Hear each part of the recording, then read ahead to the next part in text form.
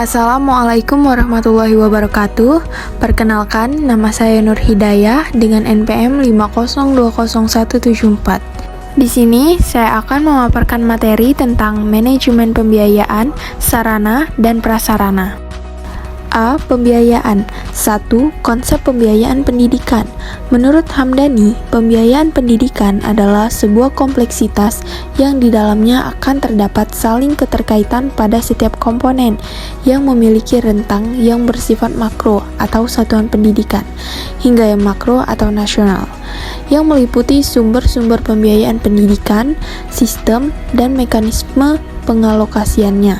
Kemudian, menurut Mulyasa, pembiayaan pendidikan adalah pengelolaan atau segala proses keuangan di sekolah atau madrasah atau lembaga pendidikan guna memaksimalkan pencapaian tujuan kegiatan sekolah.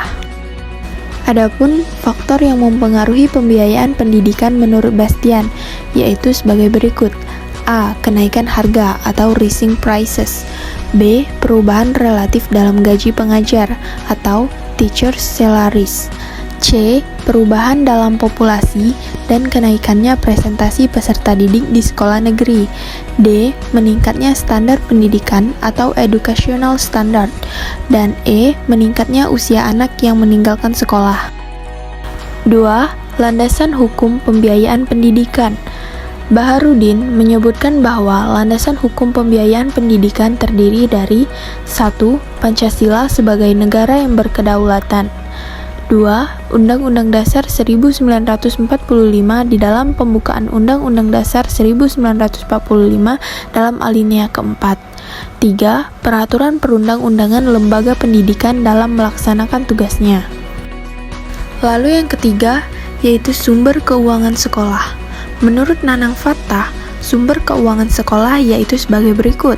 Yang pertama, orang tua, kemudian pemerintah pusat, pemerintah daerah, lalu masyarakat, kemudian fasilitas sekolah, siswa, serta pemilik sekolah atau yayasan. 4. Kategori biaya pendidikan. Yang pertama ada biaya langsung dan tidak langsung. Direct cost atau biaya langsung yaitu biaya yang langsung berproses dalam produksi pendidikan di mana biaya pendidikan ini secara langsung dapat meningkatkan mutu pendidikan. Kemudian indirect cost atau biaya tidak langsung adalah pengeluaran yang tidak secara langsung mendukung proses pendidikan, tetapi memungkinkan proses pendidikan tersebut terjadi di sekolah. Lalu yang kedua yaitu biaya masyarakat dan biaya pribadi.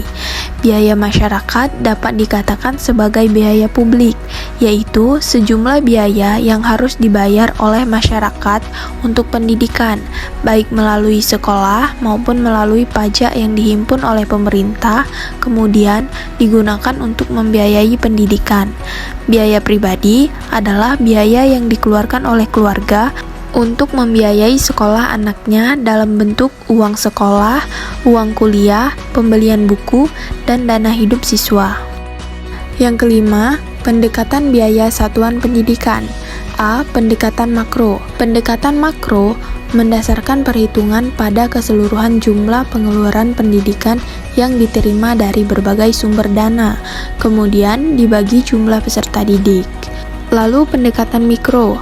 Pendekatan mikro mendasarkan perhitungan biaya berdasarkan alokasi pengeluaran per komponen pendidik yang digunakan oleh peserta didik.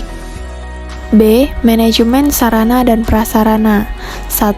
Pengertian sarana dan prasarana. Menurut Darsini, sarana adalah segala sesuatu yang dapat dipakai sebagai alat dalam mencapai makna dan tujuan. Sedangkan menurut Kamus Besar Bahasa Indonesia, sarana adalah segala sesuatu atau bisa berupa syarat atau upaya yang dapat dipakai sebagai alat atau media dalam mencapai maksud dan tujuan. 2. Perencanaan sarana dan prasarana. Dwiantara dan Sumarto mengemukakan bahwa perencanaan adalah merupakan kegiatan pemikiran, penelitian, perhitungan, dan perumusan tindakan-tindakan yang akan dilakukan di masa yang akan datang, baik berkaitan dengan kegiatan-kegiatan operasional dalam pengadaan, pengelolaan, penggunaan, pengorganisasian, maupun pengendalian sarana dan prasarana. Kemudian, tujuan dan manfaat perencanaan sarana dan prasarana. Pada dasarnya, tujuan diadakannya perencanaan sarana dan prasarana yaitu yang pertama, untuk menghindari terjadinya kesalahan dan kegagalan yang tidak diinginkan, dan yang kedua, untuk meningkatkan efektivitas dan efisiensi dalam pelaksanaannya. 4. Persyaratan perencanaan sarana dan prasarana. Menurut Mulyasa, persyaratan perencanaan sarana dan prasarana yaitu sebagai berikut. A. Perencanaan pengadaan sarana dan prasarana pendidikan persekolahan harus dipandang sebagai bagian integrasi dari usaha peningkatan kualitas proses belajar mengajar. B. Perencanaan harus jelas. C. Berdasarkan atas kesepakatan dan keputusan bersama dengan pihak-pihak yang terlibat dalam perencanaan. D. Mengikuti pedoman atau standar jenis, kuantitas dan kualitas sesuai dengan skala prioritas, dan lain sebagainya. 5. Perencanaan pengadaan barang bergerak dan barang tidak bergerak. A. Barang bergerak, kemudian B. Barang tidak habis pakai, dan C. Barang tidak bergerak. 6. Inventarisasi sarana dan prasarana. Inventarisasi berasal dari kata inventaris, atau bahasa Latin yaitu inventarium, yang berarti daftar barang-barang, bahan, dan sebagainya. Lalu yang ketujuh, pemeliharaan sarana dan prasarana. Pemeliharaan sarana dan prasarana pendidikan menurut Barnawi adalah kegiatan untuk melaksanakan pengurusan dan pengaturan agar semua sarana dan prasarana selalu dalam keadaan baik dan siap untuk digunakan secara berdaya guna dan berhasil guna dalam mencapai tujuan pendidikan. Dan yang terakhir yaitu penghapusan sarana dan prasarana.